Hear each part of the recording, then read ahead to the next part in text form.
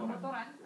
Jadi motor Guzzi bagi peminat-peminat motosikal, ini antara jenama dari Itali yang begitu tersohor sebenarnya di dunia. Jadi apa perkaitannya dengan negara kita Malaysia, kita saksikan bikisan ini.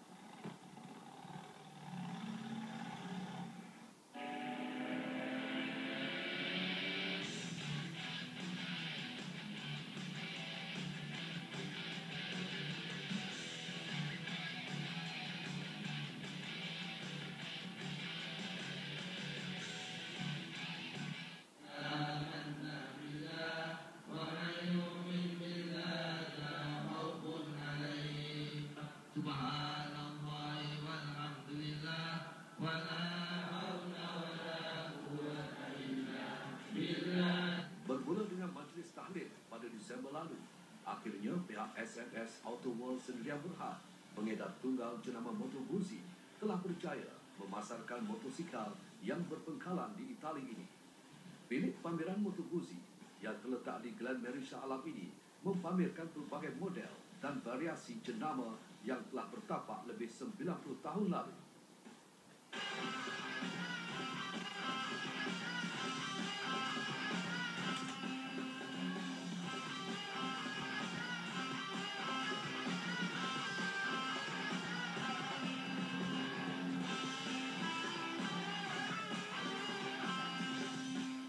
Selain menyediakan bilik pameran yang berkonsep 3S, merujuk kepada sales, servis dan spare part, ia juga menyediakan pelbagai aksesori untuk kepuasan pelanggan mereka.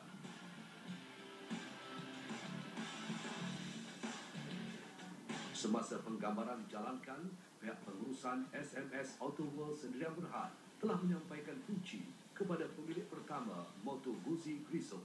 Okey, Moto Guzzi ni saya berminat dengan Moto Guzzi ni semenjak saya umur 9 tahun. Okey.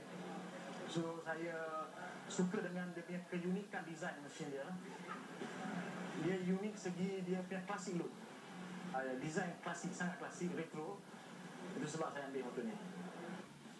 Kita secara rasminya buka pada 15 hari bulan Disember 2012. Kita ada buat open day kita pada hari itu, and then showroom ni menempatkan model-model Moto Guzzi semua jenis Moto Guzzi kita ada bawa. Ni apa 10 model semua ya, semua 10 model, dan termasuklah the most popular model yang ada kat Malaysia, yang ada di dunia ni Cafe Racer. Jadi di belakang saya ni V7 Cafe Racer adalah ada model ataupun idola yang sekarang ni menjadi rebutan di Europe dan di Malaysia juga. Trend ni dah mula datang, dan kita juga ada Stelvio, ada most popular dual purpose bike 1200. Jadi kat sini kita bukan saja jual motosikal, kita ada merchandising, kita ada jaket, baju, exhaust, dan juga after sale. After sale kita, mekanik kita train daripada Itali, ada 4 mekanik kita train daripada Itali, dan juga ada seorang satu service dealer di Kuala Lumpur. Kerana kita agak bersedia lah untuk melancar Moto Guzzi di Malaysia, bukan melancarkan motor apa saja, kita juga melancarkan dengan khidmat servis. Dan kita juga ada backup 24 hour service. Kita ada customer owner club van misalnya, kita ada, dan kita bagi 24 jam backup service ni bukannya mana problem on the bike, kita bagi ni sebab kita bagi lifestyle. Jadi leave the any problem to me, leave the worry to me, you get your bike, you enjoy the riding, anything problem call me, let me handle that. So that is the kind of concept yang kita introduce di Moto Guzzi Malaysia. Usually we are selling not just a bike, we selling lifestyle. Alhamdulillah dari segi jualan, saya pun sebenarnya tak menyangka kan sambutan yang agak menggalakkan ni pada hari pertama tu. Kita tengok banyak customer yang ataupun kenalan kawan-kawan datang yang booking. Jadi saya ingat ini kawan-kawan yang bantu saya kan, kita buka home niaga.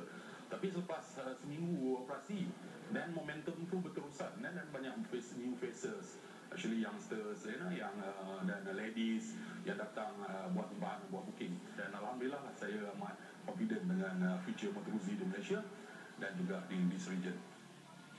Semoga dengan kehadiran jenama Moto Guzzi ini di Malaysia, ia semestinya dapat memeriahkan lagi industri permotoran negara dalam melahirkan lebih ramai lagi juara dunia, terutama dalam siri kejohanan motosikal bertaraf dunia.